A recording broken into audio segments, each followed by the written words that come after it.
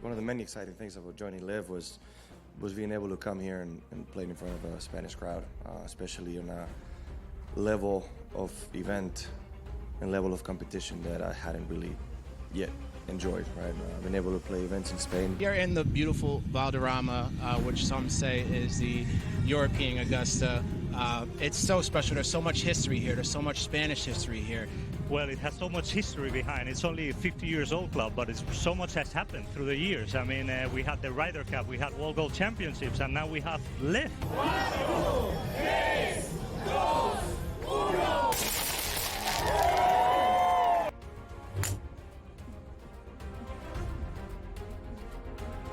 I feel like when it's this windy, this golf course is so difficult that it's equally stressful no matter when or where you're playing it. But it was fun. It's always fun to be back home and be with the home crowd. It's always a joy to have this many people supporting me all day. It's so much fun. OMG, what did we just witness? Our first ever double playoff in Live Golf history. I am so pumped up right now. So much happened on the last 5 minutes. I mean, it looked like it was going to the crushers and Annie Barton winning, and all of a sudden then Abraham holding a chip, David Puig birdie eight, then that little putt from Annie Barton on the last. I mean, it was great watching.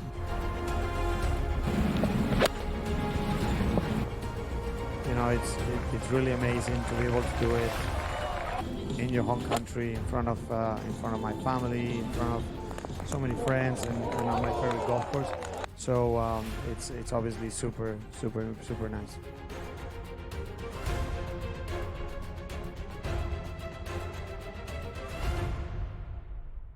Ferrall has taken over. Let's go. It's Ferrall. Coast to coast. Steaks, chicks, stacks. You and I are going to make a lot of money. It's Ferrall. Coast to coast.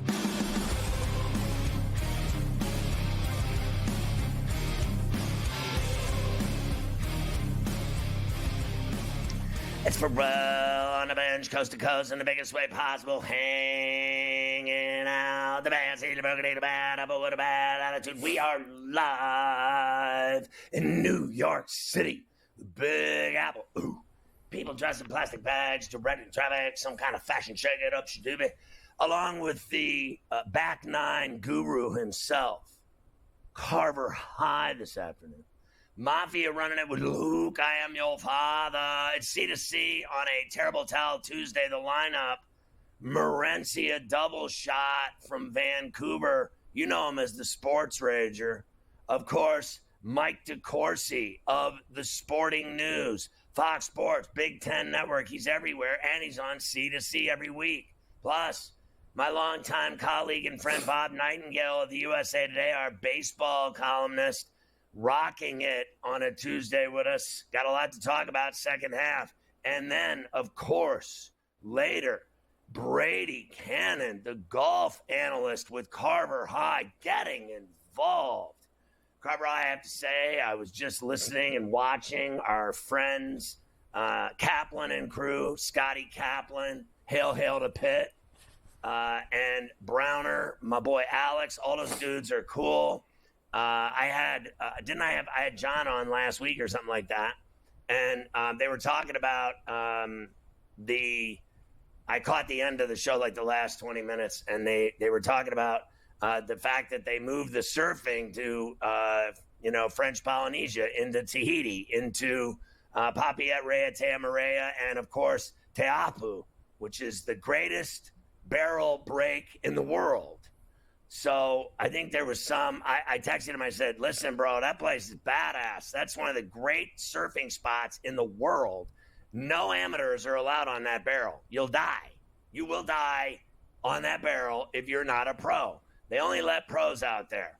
And it's like the North Shore, the pipeline. They don't let amateurs out there. They'll die. You will die a very quick death. So they were talking about, they showed the boat. They have a boat that all of the surfers are living on. A cruise ship is parked in the middle of the ocean, and they're all taking dinghies back and forth to the break to surf. And there's all kinds of shenanigans that are going to be going on that ship. I can tell you that much. But it's great to see those guys on SportsGrid on all of our TV outlets, streaming services, TV stations, radio stations, satellite radio, Sirius XM, 159, all of it, Sports Byline, Mightier 1090 ESPN in San Diego. It's great to have Kaplan and crew on with us, before us. They do it live in San Diego, and it's live here from 1 to 3 leading into C to C. So I got to tell you, when I went there to that place, that was probably the coolest place I've ever been in my life, was that surf spot in Tahiti, and sailing the South Pacific and island to island hopping, Papiet, Rea Tamarea, going island to island, dinghying up into shore, hitting up tiki bars, meeting the locals. They speak all kinds of different languages. French, they speak Polynesian, they speak like an island language. It's crazy. And I just wanted to say it's one of the coolest places I've ever been in my life. And that surf spot, I've said this before on my site with Mickey, that it's one of the greatest breaks and waves you'll ever see in your life. They put the jet skis and the boats at the end of the break, waiting for the surfers to, at the end of their run in the barrel, they fly up about a 25-foot wall of water and fly into the air, and their board snaps off their ankle, and they fly through the air and do like double flips and gainers, and then the jet skis swoop them up and take them back to the start. It's one of the most violent, crazy, Nazaré in Portugal and Teahapu in Tahiti, two of the greatest surf spots in the world. Of course, the third being Surf City, Huntington Beach, California. Yay. Carver High, getting you involved with surfing today on Coast to Coast. And why not? Because they're going to have surfing in the Olympics, so you might as well just start getting the surfing going, right? I mean, we're only a couple of days away from that beginning, John Florence. Indeed. We actually have, believe it or not, to start the day off, there is something live going on. I don't know how interested you are in it, but the United States women are playing an exhibition game against Germany that just tipped off a few moments ago. On? They're FS1, I believe, is where you can get that.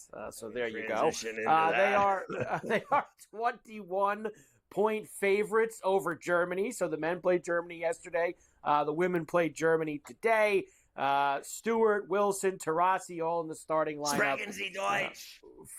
against the Dutch. So they, unlike the men who kind of mess around and win these games by 1 or 5, the women will probably win by 35 today, Scotty. That's usually how they take care of it. Yeah, let's just remember that they couldn't beat the rookie-laden WNBA All-Stars. Right. So let's not get ahead of ourselves with their greatness. I've heard all I can take about how great the Americans are and everything. And you know what?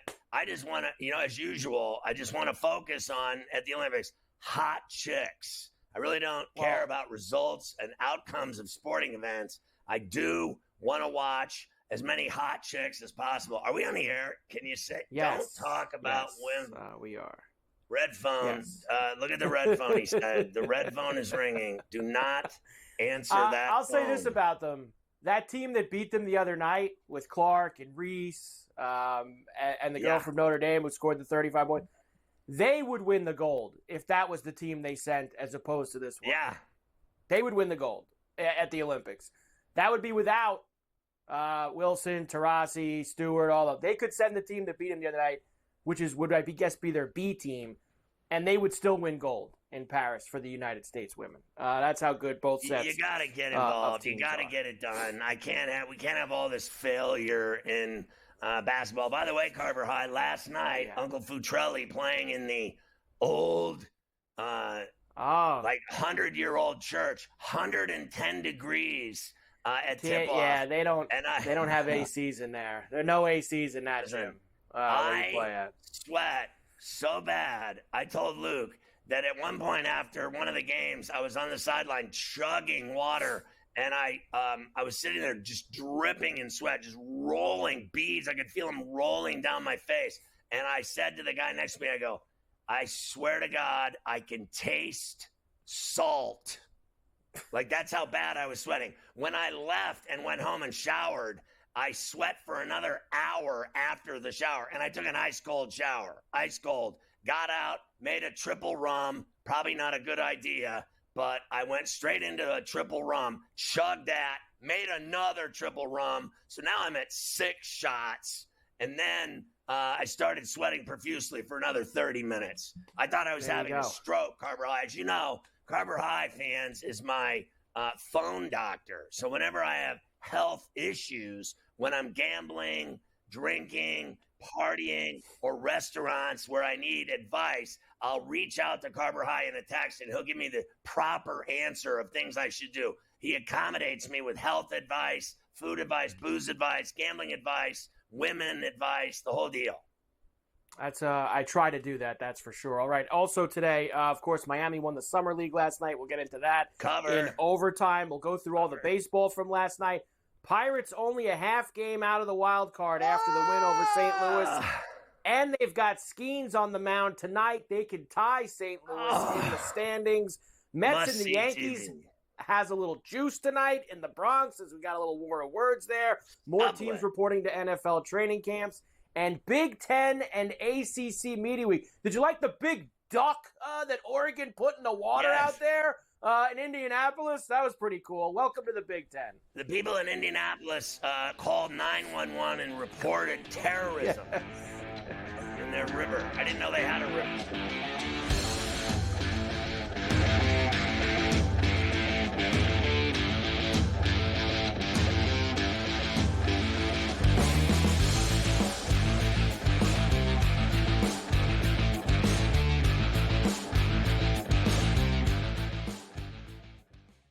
Anyone that's been to a sporting event, the atmosphere before a game, I think Game Time Decisions has that same exact atmosphere. This is our arena. This is what we do. There is going to be an energy to Game Time Decisions that you will feel night in and night out. The excitement you get when you lock your bets in, when you're figuring out what you want to do, we can zone in on the biggest games each night. I want this to be the place that people come to before the games start, so they feel as ready as possible to lock in their cards. We are going to hit every single one of those markets that you need to know about. We're going to go through every single thing, and I've got a great team behind me that's going to help me get the job done. There is not going to be a better place, I promise you, than Game Time Decisions to get that new information, react to it, and be able to then bet accordingly. We will have everything at our disposal, and we will use that to our advantage. I'm Kevin Walsh. Tune into Game Time Decisions from 6 to 8 p.m. Eastern on SportsGrid. Next up is Tampa, who was very impressive last year with Baker Mayfield, Evans. They hooked up a ton, and they've already shown what they can do, but they're picking this team, the Falcons, over them. Explain that to me. Baker Mayfield's back. Mike Evans is back. Where a couple years ago, you really wondered if he'd finish his career as a Buck, but the Bucks wanted him to do that, and he's going to do that. He signed a 2-year deal for about $21 million a year. Ferrall Coast to Coast, only on SportsGrid. They scored well. They defended like crap. Last game, they struggled to score. They defended great. We still have not seen the best out of USA basketball. So they've shown they've won different ways. They still should win absolutely the gold medal, but they're playing with fire a little bit. Oh, what's up? You watching the game? Or maybe the one later. Put a little BetMGM action on it, and now any game becomes the game. When you got overs and unders, you're in it every time they throw the ball, kick the ball, dribble the ball. Maybe it's not even a ball.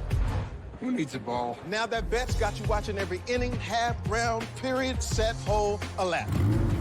Right from the edge of your seat. Hit him with the promo.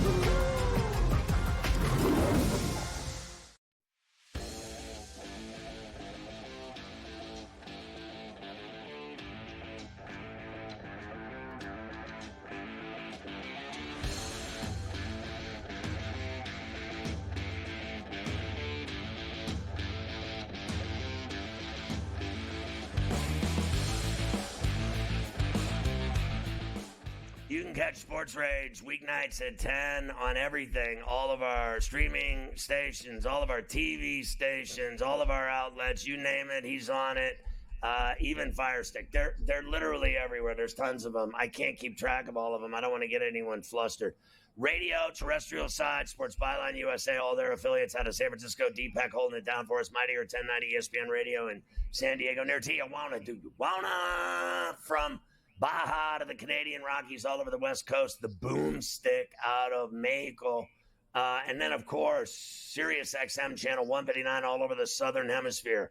Morency just sent me, and you can go look for yourselves at Sports Rage or at Scott Ferrall on X, and see that Morency and I have been hired as a recruiter tool for the Olympics. What we do is we find the right type of lineups for sporting events, and Morency laid out his first deck of cards for the Olympics. Just trying to get a lineup. I mean, just a fantastic lineup that you put out there today, Morency. Scott, I just wanted you and everybody else to get a chance to know the athletes a little bit better. So I sent you a feature. Forget about like the other 2,000 athletes. We found the 8 to focus in on, Scott. Yeah. You know what I'm saying? We can't focus on every athlete. They all have great stories. But I figured you'd like the background of the athletes that I sent you, Scott. Fantastic. I mean, just utterly, because I had said earlier, as you know, I said to Carver High, I said, I don't care about results. All I care about is that it's fine to say festival of ass. Are we on the normally, air? Scott, normally it would be very politically incorrect and just sort of wrong to say, oh, yeah, man, the Olympics, man, there's a lot of hot girls. A lot of hot There really athletes. is. But women are saying the same thing. Yeah. The athletes are sex. Let's just call it out for what it is, man. So, there's always the talk about the athletes' village. And, basically, guys, that's what you do. You train for 4 years for the Olympics. You compete in your event. And then when you're done, you get absolutely lit up. And you're like, where's that Team Sweden party at? Where's their Team Sweden house? Yeah. Where are those Czech girls I saw at? And they're athletes, and they've been abstaining and not partying. So long story short, they've given away, Scott, 350,000 condoms to the athletes in the village. Right. 350,000. Doesn't top the record when they went to Rio, the Brazilians. They were like, yeah, we're going to give you 450,000 of them, all right? Yeah, I know that. They're not playing around. Over 300,000 condoms. Yeah, I saw a story today that they tested the sharks in Rio for various things, and they found that 90% of them had traces of cocaine in their systems. So the sharks best way to smuggle coke. They're finding the barrels and they're finding the drugs that are left in the ocean, and they are going to town. That'll be a new movie soon. But the Olympics are sexy. They always have been, and there are smoke show athletes on both sides. You're right. What are you looking forward to betting on? I've already talked at length today about the surfing in Teahuacu and Tahiti. Going to be amazing. That'll be cool for people. And it starts right at the beginning. People are going to see it right from the jump. And there's just so many badass sports and badass athletes. Yeah, there is. I love the Olympics, and you end up getting involved and watching sports that you didn't really know a lot about. I talked about my growth of love of the sport of water polo, Scott. Violent. Water polo, super cool. It's like hockey in a pool. There's contact, there's penalties, you can hit people, you can almost drown people. You go for the ball, you stick the guy's head under the water.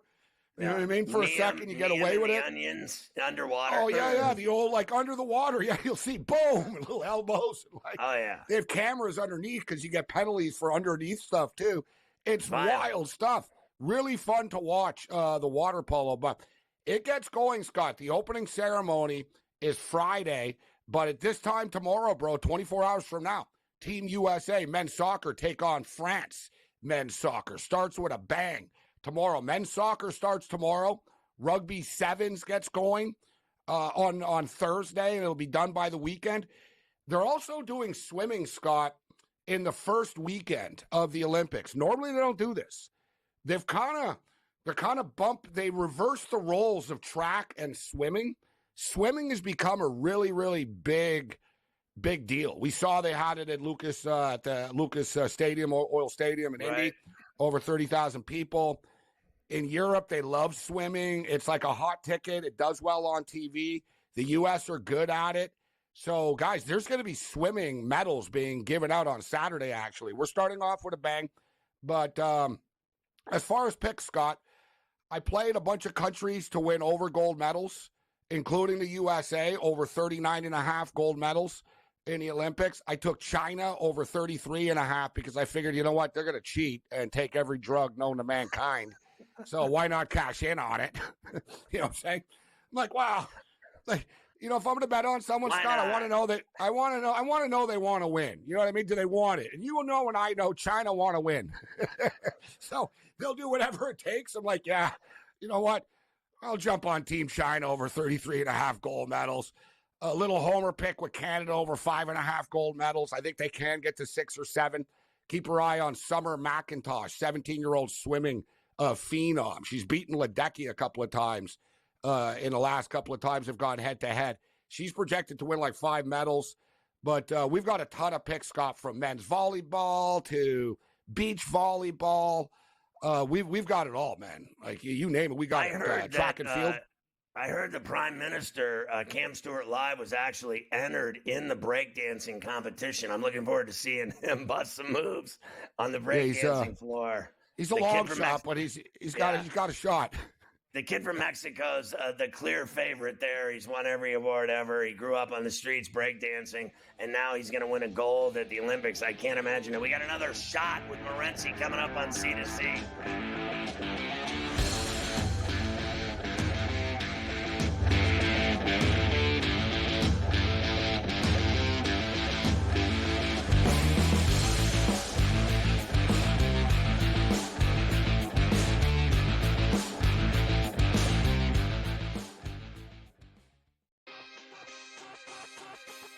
Where are you at in terms of a starting lineup?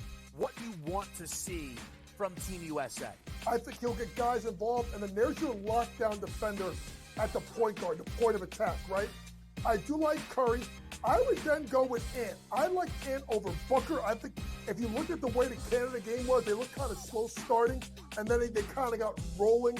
Game time decisions, only on SportsGrid. The staple of consistency within the AFC North, that's the Pittsburgh Steelers. 17 years under Mike Tomlin, never a losing record, never less than 8 wins. You add Patrick Queen there over from your division rival. You take a look at that offensive line, which does have some question marks, but still a decent wide receiving core that they have, a running game that has Najee Harris, and a quarterback that's been there, done that. The early line, only on SportsGrid. Next up is Tampa, who was very impressive last year with Baker Mayfield, Evans. They hooked up a ton, and they've already shown what they can do, but they're picking this team, the Falcons, over them. Explain that to me.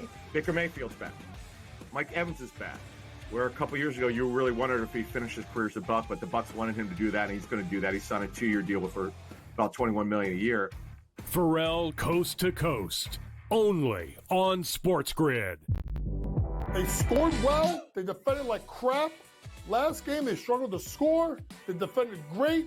We still have not seen the best out of USA basketball. So they showed they've won different ways. They still should win absolutely the gold medal. But they're playing with fire a little bit with their play, especially when you get to the medal round and it only takes is 1 game to lose. Betting above the rim, only on SportsGrid.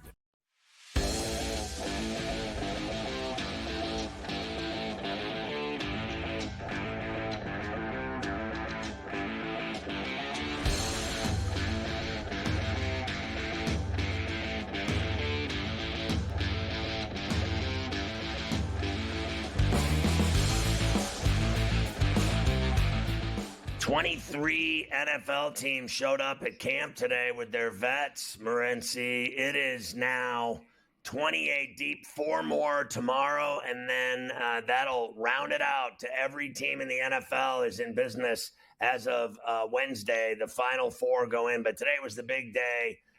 23 teams and all vets on hand. Training camp is underway. 9 days from the Hall of Fame game. Next Thursday night, we have our first football game. And then the following week, everybody will be in action in preseason. And before we know it, kickoff will be here. I've started to put my bets in, Scott. I've been really clicking a lot of college football and focusing it on college. There's 134 teams in college football. It's harder to get caught up to date. NFL, we all know who's on the team. And, for the most part, doesn't mean there's not research to be done. But we've been talking a lot, Scott, about who the worst team in the National Football League is going to be on Sports Rage. And the New England Patriots just seem to be the consensus choice. And I have a hard time disagreeing with this. And it's plus 400. It's pretty good odds. Like, honestly. Like, Carolina won 2 games last year. And we know Carolina have a lot of work to do. I like their new coach. I think Carolina will be a better football team this year. Their win total is 5.5, Scott. I don't think they're going to get to 6. But I think Carolina will be better and, win 3-4 football games this year. And I'm not sure they'll be the worst team. If you look at the New England Patriots schedule and you look at the Patriots defense is pretty good, but they're going to be on the field a lot. They're going to be hard-pressed to win more than 3 games, I think, this Patriots team, Scott. So I think it's a very good bet, actually. The New England Patriots have the worst regular season record, plus 400. And what about Denver? Drake, you know what? I think Denver are going to be really bad, Scott. I think you and I agree with this. We disagree on some football topics on Sundays, but I think you and I agree with this. Sean Payton's done, bro. Players don't like him. He's just kind of it's always everybody else's fault. You think Bo Nix is better than Russell Wilson? Okay, good luck with that, coach. Okay, fine. Bo Nix, really? Bo Nix was a decent college quarterback because the kid played 66 games, Scott. All right, he's okay. There's not this big upside. Denver have 0 talent. I'm with you. Listen, I think Denver are the worst team in that division. I think Denver are going to go under their win total. But I don't think they're going to be worse than the New England Patriots are. The Patriots are going to have a hard time winning football games, Scott. If you look at the Patriots, and listen, I hate when people talk about strength of schedule and stuff because a lot of people don't understand strength of schedule. People often in the media and websites and everybody, they'll write an article about what the team's winning records were last year. The real strength of schedule is what the win projections are for the upcoming year. What's the win totals of the teams? But the fact is, Scott, everybody in the NFL plays everybody in the NFL. Everybody's got a tough schedule. Really. I'm breaking down every... Yeah, exactly, dude. You break it down. What division isn't tough? The AFC East, you got the Bills, the Jets, the Dolphins. You're North, bro. They're all good. Browns, Ravens, Steelers, Bengals. The West, okay, the West is the weak one. You got the Chiefs and kind of everyone else. I think the Chargers will be better. They're weak, and meanwhile, they win the Super Bowl every year. Exactly. They're the best team in the league. So have fun dealing with that twice a year. So, this whole thing. But if you look at the Patriots, I really don't know where the wins come from, Scott. They open up against the Bengals. Then they host the Seahawks. Patriots at Jets. If Russell Wilson's playing, if Aaron Rodgers is playing, all right, the Jets. People think the Jets are going to be good. I don't think they're going to be great, but they play the 49ers, the Dolphins, the Texans, the Jaguars, the Jets, the Titans, the Bears, the Rams, the Dolphins, the Colts, the Cardinals, the Bills, the Chargers, the Bills. Where are the wins coming from for the New England Patriots? Honestly, they will be the worst team in the National Football League at plus 400. Although I do agree, I think Denver sucked too. Yeah, I think the Giants will be bad too. I think the Giants are going to be bad. I think the Titans are going to be bad.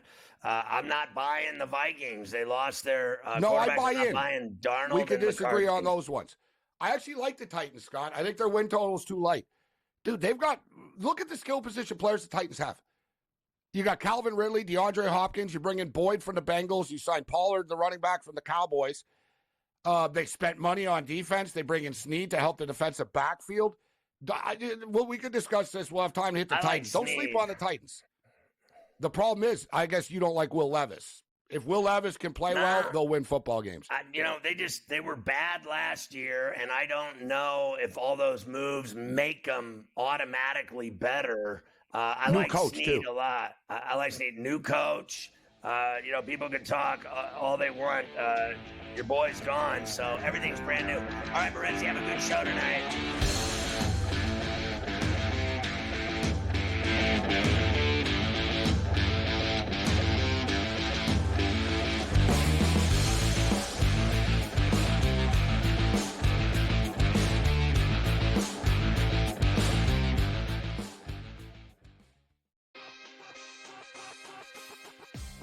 at in terms of a starting lineup, what you want to see from Team USA?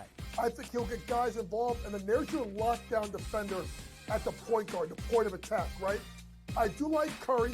I would then go with Ant. I like Ant over Booker. I think if you look at the way the Canada game was, they looked kind of slow starting, and then they kind of got rolling. Game time decisions. Only on SportsGrid. The staple of consistency within the AFC North, that's the Pittsburgh Steelers. 17 years under Mike Tomlin, never a losing record, never less than 8 wins. You add Patrick Queen there over from your division rival. You take a look at that offensive line, which does have some question marks, but still a decent wide receiving core that they have, a running game that has Najee Harris, and a quarterback that's been there, done that. The early line. Only on SportsGrid.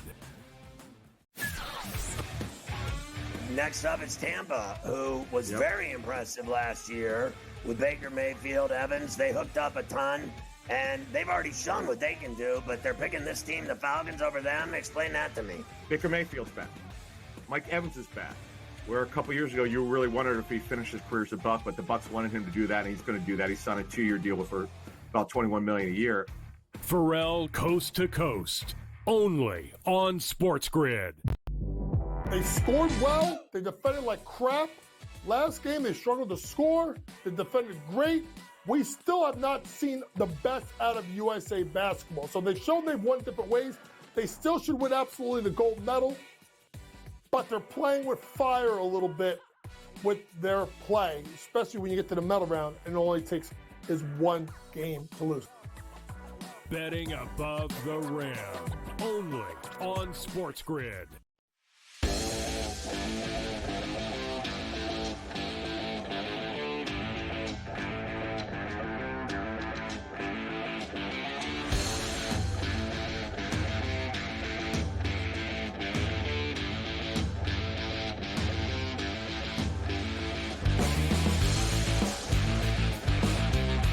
All right, Mike DeCourcy of the Sporting News every week, gracious enough to be with us on Coast to Coast. You can see him also on Fox Sports during the college hoop season, Big Ten Network. He's everywhere. He's omnipresent. Mike, I know you wrote about LeBron James going to be the flag bearer for the U.S. at the Olympics in Paris. And I thought your dive into it was really cool. Of all he's done that I think people forget about. I think, some people heard that he was going to be the guy carrying the flag for the U.S., and they railed against it. They're like, oh, my God, this guy makes hundreds of millions of dollars. He's a professional. He's staying at the Ritz-Carlton. He's not a true Olympian, and all the rhetoric that I heard. But you had a much different spin on it. Well, let's start with that first, the true Olympian element. LeBron James is 39 years old. And he is coming off another long NBA season, and he's got $1 billion in the bank or somewhere. And what's he doing? He's trying to win the United States another gold medal in basketball. How is that not a true Olympian? That is the essence of the Olympian. You don't have to be struggling along, not making a lot of money in a sport that a lot of people don't care about or don't pay attention to except every 4 years. If you are willing to sacrifice your time and your free time, of which you don't get a ton, in order to try to win a gold medal for your country, I can't imagine that there's anything that says I'm an Olympian more than that. I have great respect for him. He's been a phenomenal representative of the United States in 2008 and 2012. Took the last couple off. And they were able to win gold without him in 2016 and 20. And I just can't imagine being more respectful of what he's done. In addition to the fact that over the last 2 games, when they did not play well enough against South Sudan and Germany, he basically just said, give me the ball, get out of my way, and went and scored the game-winning layup against South Sudan. And then I think it was the last dozen or 14 points against Germany. Phenomenal performance in coming back against the reigning World Cup champions.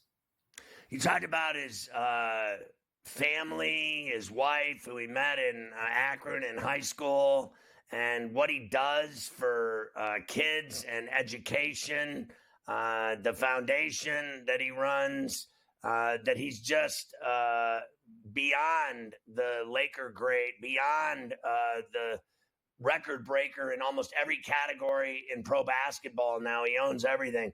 He's way beyond that as a person. There are two things, Scott, that people object to about him. One is that he has treated his career as I'm in charge. He's used free agency on multiple occasions. First to go to Miami, then to go back to Cleveland, ultimately go to Los Angeles because it's what he wanted to accomplish. He wanted to win, and Cleveland's management was a wreck during his time there. So he goes to Miami and works for Pat Riley, Eric Spoelstra, two brilliant basketball people, and he's able to make 4 finals and win 2 titles. And then he goes back to Cleveland and pays Cleveland back, essentially, by winning a championship there in a city that hadn't had one in more than 50 years. And then he decides he wants to live in L.A., which if I were wealthy, I think I could see that I'd want to live in L.A. So he goes out there and he wins a title there. That's one of the things that people don't like about him. And then the other thing is that he's been politically outspoken. And a lot of people think he has no place to be politically outspoken. I don't know why others in sports and society are allowed to have political opinions, but LeBron James is not. But that seems to be the case with a lot of his critics.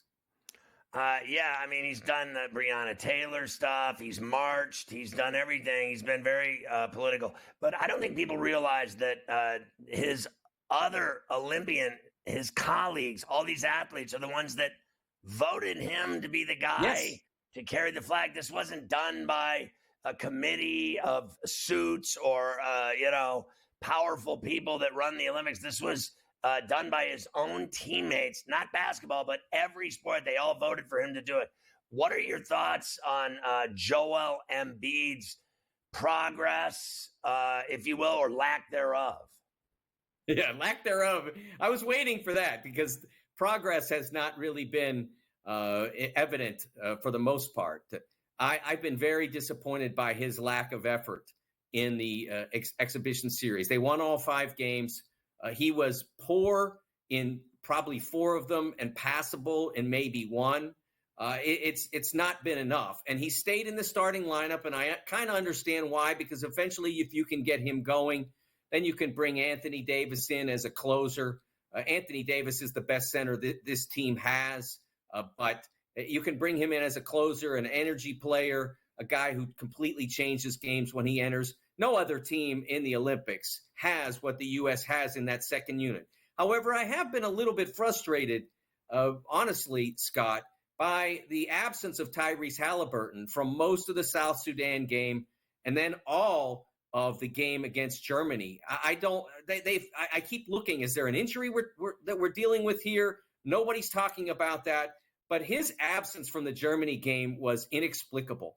They're not getting enough from Derek White to justify taking off your best ball mover, your best passer, from a team that doesn't move the ball and doesn't pass it. They're not. They have the ability to completely take apart opposing defenses by moving the basketball, moving people, moving the basketball. But they're not doing it. They're looking for the first passable shot that they can take. And that's not going to win them a gold medal. Unless Kevin Durant comes back and he's the one taking all those passable shots, okay, that's fine. But the guys that they have, I mean, they're great players, don't get me wrong. But the whole thing that you want to do is make it so you're indefensible. And not passing the basketball, you are defendable. Great point, Mike. I also saw your comment about the NFLPA. Seems like they're in concert with an 18-game season, except the problem is none of the players are. I don't understand what's going on there, Scott. The NFLPA's part of their charge is to protect their players. And there's lots of money in the NFL now. I don't understand the league's push for it either, because they're they're not a publicly traded company, so they don't have to make more money. If you're making a ton of money, you don't have to make a ton 0.1. You're not in that circumstance. And all of the people who own NFL teams are exorbitantly wealthy. And most of the wealth that is in an NFL team is in asset appreciation anyway. It's in, you bought the Pittsburgh Steelers for $450 in 1933, and now they're worth $1.5 billion. That's where the money is. So I don't understand this push at all. And the people who can stop it are the players. It's not good for the game. It's not good for the athletes. So why do we need it?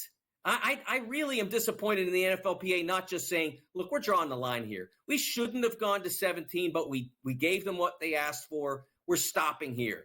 17 games is plus playoffs is plenty. Too many of these playoff series are now, or playoff games, I should say, are now being decided by, well, they didn't have 4 linebackers missing, so they were the better team. How about this Patrick Vieira story? Respectfully, I got about 40 seconds. You don't want him as the U.S. men's national coach.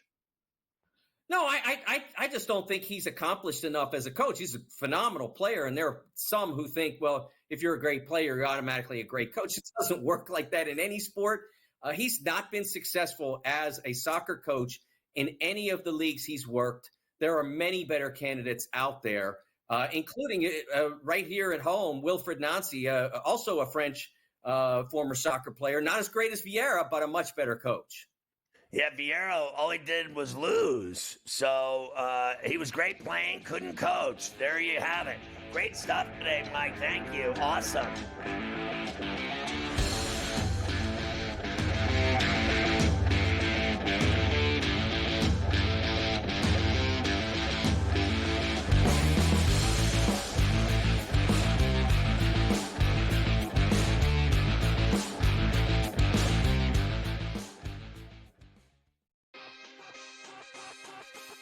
Where are you at in terms of a starting lineup? What you want to see from Team USA? I think he'll get guys involved, and then there's your lockdown defender at the point guard, the point of attack, right? I do like Curry. I would then go with Ant. I like Ant over Booker. I think if you look at the way the Canada game was, they looked kind of slow starting, and then they kind of got rolling. Game time decisions. Only on SportsGrid. The staple of consistency within the AFC North, that's the Pittsburgh Steelers. 17 years under Mike Tomlin, never a losing record, never less than 8 wins. You add Patrick Queen there over from your division rival. You take a look at that offensive line, which does have some question marks, but still a decent wide receiving core that they have, a running game that has Najee Harris, and a quarterback that's been there, done that. The early line. Only on SportsGrid. Next up is Tampa, who was very impressive last year with Baker Mayfield, Evans. They hooked up a ton, and they've already shown what they can do, but they're picking this team, the Falcons, over them. Explain that to me. Baker Mayfield's back. Mike Evans is back. Where a couple years ago, you really wondered if he finished his career as a Buck, but the Bucks wanted him to do that, and he's going to do that. He signed a 2-year deal for about $21 million a year. Ferrall coast to coast. Only on SportsGrid. They scored well. They defended like crap. Last game, they struggled to score. They defended great. We still have not seen the best out of USA basketball. So they've shown they've won different ways. They still should win absolutely the gold medal. But they're playing with fire a little bit with their play, especially when you get to the medal round and it only takes is one game to lose. Betting above the rim. Only on SportsGrid.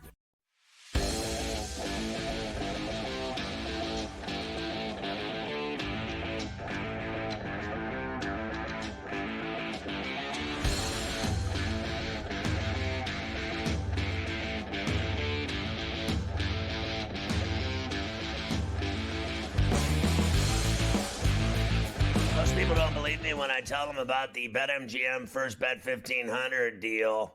They just think I'm lying, and I have to tell them it's 4 easy steps to be a part of it. 1, you download the BetMGM app on iOS or Android or go to BetMGM.com. 2, open an account, put $10 in. 3, place your first bet up to $1,500. And if you lose that bet, they're going to put $1,500 in bonus bets right back into your account once that bet is final. In other words, if you lose the bet, once it's final, that's 4. Those bets, the 1,500 in bonus bets, are going right into your app, right into your account, and you're going to be rock star status. You're going to love it. The BetMGM first 1,500, better than all other houses, better than all other books, better than all other promotions. The BetMGM first 1,500 sets the standard. Game over. Mic drop. It certainly does set the standard. There's no question about that. You need to go and get involved. All right, why don't we start today with the baseball from last night. Of course, we have a full slate tonight. Everybody is in action. We'll go to the Buccos first because why not, Scotty? You talk about coming out of the break hot. 2 out of 3 against the Phillies over the weekend. You got the Cardinals coming in, one of those teams that they're chasing in that NL wild card race. And sure enough, I was surprised. I thought there'd be some runs scored in this game last night, but no. Palante and Keller with a pitching duel. 1-1 in the 8th. Nick Gonzalez been getting it done all year. Sportsnet Pittsburgh. 1-1 in the bottom of the 8th. Reynolds at second, 1 out. Here's the pitch. Gonzalez chops it through the right side. Base hit. Reynolds tags third. Rebello's waving him home. He scores. Pirates grab the lead in the 8th inning. Nick Gonzalez comes through. Yeah, and Helen Keller gets the job done again with only 3 strikeouts, but impressive 2-1 win. They're a half game out of the 3rd wild card that Mafia's Mets are strangling right now. And, of course, that means I need the Mets to fail in the Subway Series in the Boogie Down and the Pirates to keep winning. Skeens tonight. Let's go. Forget the Mets, Scotty. They're just in the 3rd wild card. If they beat the Cardinals tonight, they'll be flat tied with the Cardinals, who are currently in the 2nd wild card. And they're only 2.5 back of Atlanta, who's in the 1st wild card. And they got nothing but problems. And they got nothing but problems. So honestly, they got their eyes set here. This is anybody's race for these 3 spots. With all these, me and you have said it for months. If they could just add 1 or 2 more, they don't have to be stars. Just some kind of professional hitters into that lineup, like just to help them out a little bit. Somebody who can hit the ball consistently. It would make all the world for them, Scotty, if they could. Just somebody to put around Reynolds, and Cruz at the top of that lineup, and just help them out a little Martinez. bit. Well, now the Mets are in it too, so I don't think that's going to happen. But there's going to be some like teams. That. Yes, precisely. That's what they need. Somebody who's been around a while, still can get you some big hits. That's what they need to get going. So let me ask you this question. How crazy is this? That Goldschmidt has been awful. Yeah. And do you think they want to get rid of him and get out from underneath him? And he'd be another guy that a change of scenery, and then all of a sudden the guy hits 300 the rest of the way. I think the problem with that is that now they did drop him. I think they hit him like 7th last night, Goldschmidt, as they've dropped him down the lineup. But you also have the St. Louis-Pittsburgh factor, rivals, and they're literally tied right now. What does that say to St. Louis fans if you trade him to somebody who you're tied with in the NL? So that probably makes it a little bit tougher to do. I think they want to get rid of him. Well. They don't want to pay him. He's done nothing for him. I think that give you. Did you think the Dodgers were going to get rid of the Maple? Like, the guy was pitching great for them, and they just said, get out. Here's what I would actually do. Now, listen, Pirates, they've got to get Paxton. Yeah, they should probably go and get him. Now, I know that, Hap signed a couple years. I know the Cubs are going to look to start dealing some guys away that are going to be set themselves up for the future. I think that Hap makes a lot of money. He's got, I think, 2 years and 40 or 50 million left. So the Pirates aren't going to pay all of that. But that's the kind of guy. Give me the guy that swings for the lake, Morel. Morel's the guys that swing for the lake because the Cubs are going to be selling. He can swing for the river. The Mets, who we mentioned, are also in the mix now. They are in the 3rd wild card as of today. Half game up on Pittsburgh and San Diego, 1 up on Arizona. They beat the Marlins 6-4 last night. Not 1, but 2 home runs for Francisco Lindor on SNY. Come on. Fly ball hit well to left field. Back goes De La Cruz to the track at the wall. It's out of here. Francisco Lindor goes the other way for his second home run of the night. Lindor with an opposite field home run, his 19th of the year, second in the game, and the Mets get the insurance run at 6-3. I tell you what, opposite field home runs are always impressive. I told you last night as well, again on the show, that give me Lindor to bop one out. It's the same thing every time for me. Alonso, Nimmo, and Lindor, they hit home runs. So, and I said yesterday on the show that they're better than the Yankees. All around, back end, bullpen, their lineup, they got 4 or 5 guys that can hit, and the Yankees have 2. So, and remember when they played them at City, they kicked their ass 6 ways till Sunday. Now it's time. They have to get revenge against them in the Bronx on River Ave, but they may not be capable of it. Like, I mean, what am I, afraid of Eel? He looks like he hit a wall. He's going tonight. Quintana might be able to beat him. I think the Mets are actually better, and I said it yesterday. So I'm worried about them. The Cardinals, like I told you yesterday, I'm like, I bet on the Pirates, and I was like scared to death because the Cardinals own them over the years, and the Mets have owned them over the years. But I said that the only way they can do it is Helen Keller, and he did it. And so a 2-1 win, and now Skeen. So anything's possible with these teams, anything.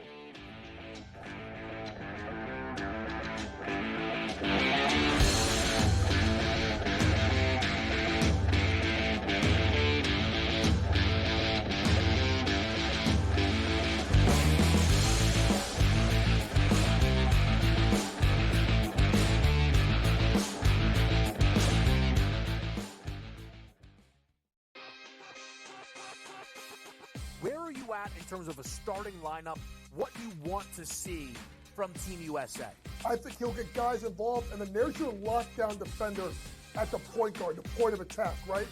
I do like Curry.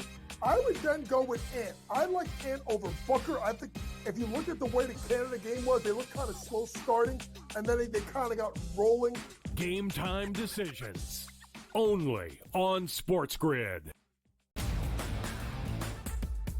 The staple of consistency within the AFC North, that's the Pittsburgh Steelers. 17 years under Mike Tomlin, never a losing record, never less than 8 wins. You add Patrick Queen there over from your division rival. You take a look at that offensive line, which does have some question marks, but still a decent wide receiving core that they have, a running game that has Najee Harris, and a quarterback that's been there, done that. The early line, only on SportsGrid. Next up is Tampa, who was very impressive last year with Baker Mayfield, Evans. They hooked up a ton, and they've already shown what they can do, but they're picking this team, the Falcons, over them. Explain that to me. Baker Mayfield's back. Mike Evans is back. Where a couple years ago you really wondered if he finished his career as a Buck, but the Bucks wanted him to do that, and he's going to do that. He signed a 2-year deal for about $21 million a year. Ferrall coast to coast, only on SportsGrid. They scored well. They defended like crap. Last game, they struggled to score. They defended great. We still have not seen the best out of USA basketball. So they've shown they've won different ways. They still should win absolutely the gold medal. But they're playing with fire a little bit with their play, especially when you get to the medal round, and it only takes is one game to lose. Betting above the rim, only on SportsGrid.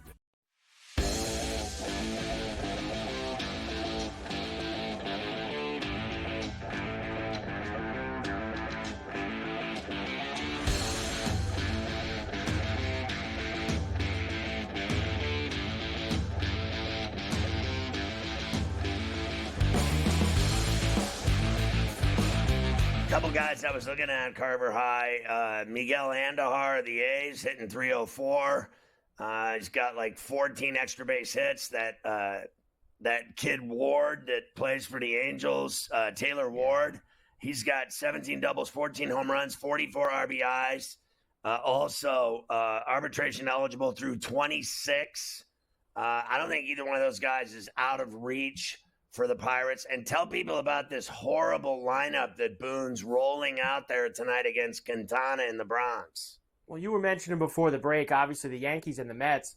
It really has some juice these next couple days because both teams are in a playoff spot right now. It's rare that happens with these Subway Series.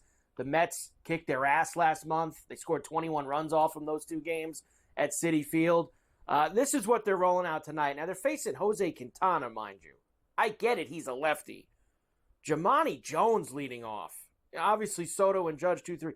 J.D. Davis at cleanup. You know, they got Carlos Narvaez in the lineup. DJ LeMahieu hitting. Like, you're telling me, Scotty, that Rice Aroni and Austin Wells can't hit Jose Quintana? They're not facing, Skubal or Chris Sale tonight. Like, what? Like, seriously, like, this is not like, some dominant lefty. I think Rice on the Aroni mound. is having a horrible slump right now. After he hit the 3 home runs, he's had like 1 hit since then. He's hitting 110. I think that's why they're sitting him down. And LeMahieu should not be in any lineup. He's awful.